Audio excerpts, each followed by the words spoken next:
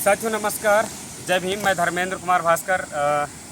आज मैं एक खास मुद्दों के साथ अपने सहयोगी साथी प्रकाश चंद दिनेश जी के साथ जुड़ा हुआ हूं और मैं बहुजन सफ़रनामा चैनल में ये वीडियो लगातार बहुत सारी चीज़ें अभी अपलोड करते हैं, लेकिन आज मैं जिन मुद्दों पर बात कर रहा हूं, चूँकि अभी आप देख रहे हैं कि चित्रकूट जनपद में एक ऐसा गर्मी गर्मा माहौल तैयार हुआ है जो हम लोग 17 सितंबर 2024 को एक आभास महासंघ 24 कैरेट के नेतृत्व में एक कार्यक्रम बहुजन महापुरुषों का कर रहे थे, क्योंकि उन बहुजन महापुरुषों में पेरियार ललाई सिंह यादव जी की जयंती और बाबू जगदेव प्रसाद कुशवाहा जी के 91वीं शहादत दिवस प्लस पेरियार रामास्वामी साहब के जयंती कार्यक्रम निर्धारित था।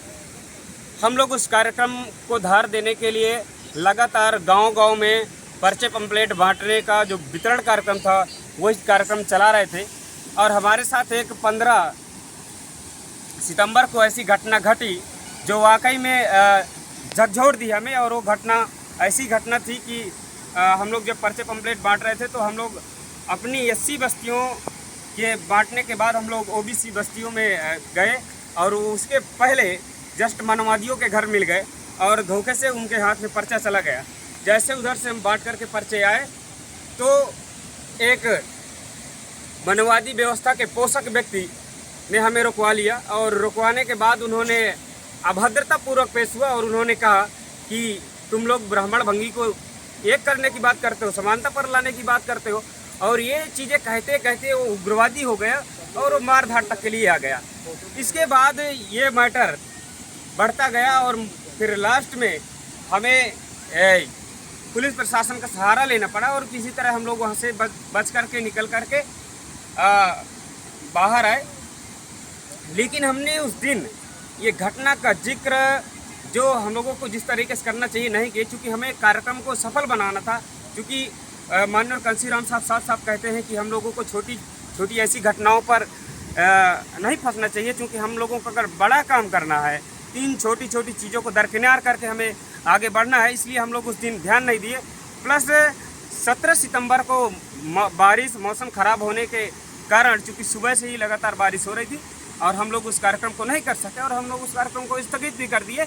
और उस गांव में सिर्फ सांस्कृतिक कार्यक्रम हुआ। लेकिन इसके बाद फिर और एक घटना घटी कि इस कार्यक्रम को लगातार उन मनवादियों के द्वारा इस घटना को घुमाया गया और धर्मांतरण का मामला बनाया गया।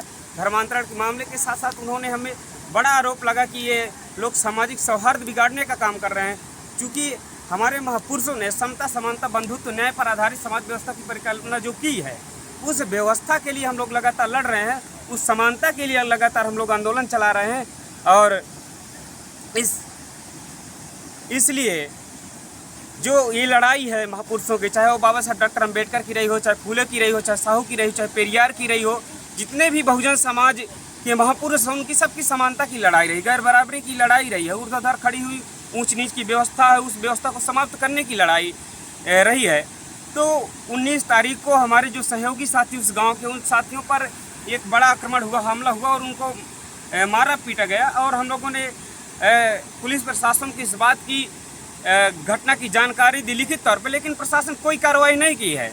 फिर हमने एसपी चित्रकूट को भी इस घटना की जानकारी दी। मैं बहुत सारी चीज़ें इस पर छोड़ता जा रहा हूँ, क्योंकि मैं गांव और व्यक्ति का नाम नहीं ले रहा हूं, लेकिन आप समझिएगा इस मामले को कि ये मामला है क्या, करना क्या चाह रहे हैं। तो ये जो मामला है ये लगातार बढ़ता गया और कॉलिंग फ़ोन के माध्यम से लगातार हम लोगों को जान से मारने तक की धमकियाँ आती रही। तो ये मामला और व्यापक स्तर पर बढ़ा।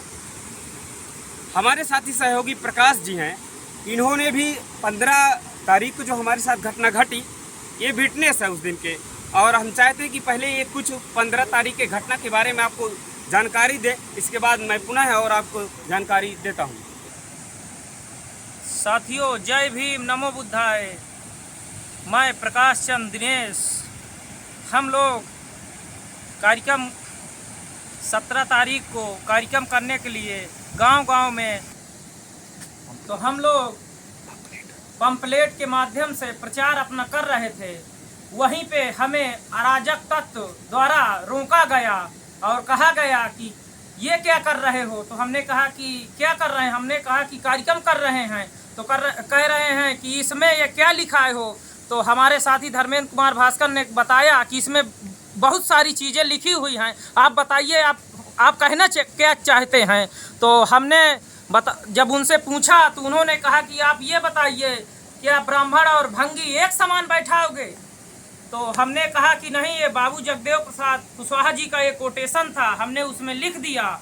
और जब हम समानता की बात करते हैं, माननीय नरेंद्र मोदी जी से हम प्रश्न करना चाहते हैं, माननीय उत्तर प्रदेश के मुख्यमंत्री योगी आदित्यनाथ से मैं प्रश्न करना चाहता हूं। साथियों, मैं उनसे अपील करना चाहता हूं कि ये बताइए, आप हिंदू राष्ट्र का कह रहे हैं, हिंदू राष्ट्र एक है, तो क्या यही हिंदू राष्ट्र है?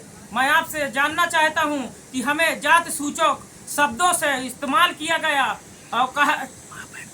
और गाली गलौज दिया अपने दरवाजे। और मैं नरेंद्र मोदी जी से पूछना चाहता हूं, क्या यही सबका साथ सबका विकास है? हमें गाली दी जा रही है माँ बहन की, और कह रहे हैं 20-20 लाठी मारा जाएगा तुम लोगों को, तुम लोग चोर साबित हो रहे हो। और ज्यादा ये तुम्हारा कार्यक्रम मैं होने नहीं दूंगा। पूर्ण रूप से वो हम लोगों का कार्यक्रम न करवाने के लिए, असफल बनाने के लिए पूरी उन्होंने तैयारी भी कर लिया था। जब हम लोग वहां से टेंट लेके जा रहे थे तो वहीं पे वो सुबह आके, और क्या नाम से एक गांव है वहीं पे वो बैठ गए चौराहे पे, और मैंने उनको देखा, वहीं से चले आए। पर बारिश होने के कारण हम लोगों ने सोशल मीडिया के माध्यम से कार्यक्रम को असफल कर दिया और कहा कि अगली डेट देंगे। धर्मेंद्र कुमार भास्कर आपको विस्तार से बताएंगे। तो साथियों, अभी हमारे साथी प्रकाश वर्मा जी ने बहुत सारी बातें आपको बताई। अब हम चाहते हैं कि ये जो भारतीय संविधान में समता समानता की बाबा साहब डॉक्टर अम्बेडकर ने बात रखी है, उसमें एक आर्टिकल से 19 अनुच्छेद 19 में अभिव्यक्ति को स्वतंत्रता की आज़ादी देता है, और वो उससे स्पष्ट होता है कि व्यक्ति अपनी बात को कहीं भी किसी भी समय रख सकता है, वो संगठन बना सकता है, अपनी जनसभा कर सकता है, अपने महापुरुषों की, अपने मानने वाले देवी देवताओं की भी बात रख सकता है।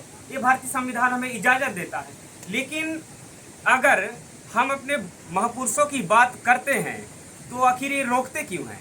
जब इनके महापुरुषों की बात आती है या इनके देवी देवताओं की मान्यताएं की बात आती है तो कभी हम कोई व्यवधान नहीं पैदा की। लेकिन जब इस भारत में बहुजन मूवमेंट या फूले साहू अम्बेडकरी कांसीराम साहब का आंदोलन जन्मा है, तब तक उस आंदोलन को आखिर रोकने का प्रयास इन लोगों का षड्यंत्र क्यों है? क्या ये लोग डॉक्टर अम्बेडकर की इस आंदोलन को विफल बनाना चाहते हैं? क्या डॉक्टर अम्बेडकर के आंदोलन को रोकना चाहते हैं?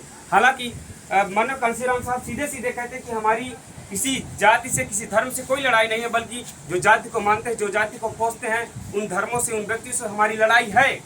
क्योंकि जो ये भारतीय समाज है, जो भारतीय समाज में गैर बराबरी फैली हुई है, जो छुआछूत का मामला है, कि आज भी 21वीं शताब्दी में भारतीय संविधान को इतने समय लागू होने के बावजूद, भारत को इतने टाइम आज़ाद होने के बावजूद भी इस देश में आखिर है क्या स्थिति हमारी? हम लोग किस जीवन में अभी जी रहे हैं? तो अगर हम मान सम्मान स्वाभिमान की बात कर रहे हैं, उन नायक नायिकाओं को याद कर रहे हैं और अपने समाज के साथ उठ बैठ रहे हैं, तो आखिर उन लोगों को ये बातें क्यों नहीं खप पाती हैं कि हम डॉक्टर अम्बेडकर की खुले तौर पे, खुले मंच में, खुली प्रकृति में सांस लेकर के उनकी बात को आप लोगों से कहें, बताएं। तो हम चाहते हैं कि इस वीडियो को आप लोग देखें और ज़्यादा से ज़्यादा शेयर करें कि आखिर इस भारत में इस बहुजन मूवमेंट को माननीय कांसीराम साहब ने जिन्होंने आंदोलन चलाया इस देश में, उन्होंने कहा कि इस देश की ये जो ऊंच नीच की व्यवस्था, इसको समाप्त करके ही मैं अंतिम सांस लूँगा, और डॉक्टर अम्बेडकर के आंदोलन को कामयाब किए बगैर मैं इस पृथ्वी को छोड़ नहीं सकता। उन्होंने, उनका एक बड़ा सपना था, उस सपने को अगर साकार करने की हम बात कर रहे हैं तो आखिर मुझे तो नहीं लगता कि हम लोग कोई गुनाह कर रहे हैं या किसी व्यक्ति के हम लोग धर्म या आस्था या उसके सामाजिक सौहार्द बिगाड़ने की कोशिश की जा रही है। लेकिन ये जो प्रोपेगेंडा तैयार किया जा रहा है, इससे साफ साफ जाहिर होता है कि ये डॉक्टर अम्बेडकर का ये जो लोग आंदोलन चला रहे हैं उनको बैठाया जा रहा है। और एक और बहुत सोची समझी रणनीति की जो लोग लगातार गाँव में जन जागृति का काम चल रहा है, उस जन जागृति को रोकने का भी काम किया जा रहा है। और वो चाहते हैं कि समाज के लोग इनको उठाएं बैठाएं, ना ये समाज के व्यक्तियों की शोषण, न अत्याचार, जुल्म ज्यादती की बात कर सके। आप देख रहे हैं कि उत्तर प्रदेश में खासतौर पर अगर बात करूं, चूँकि हम लोग उत्तर प्रदेश के रहने वाले लोग हैं, उत्तर प्रदेश में इतनी तेजी से इस समय अन्य अत्याचार, जुल्म ज्यादती उन अछूतों के साथ होती है जिनकी कोई आवाज़ नहीं उठाता। वही जातिवादी पत्रकार अपनी जाति की तो बात उठाते हैं, लेकिन जब हमारे लोगों के साथ अन्याय अत्याचार होता है उनके साथ कोई नहीं बोलता है। साथियों, यही से जय भीम, जय भारत।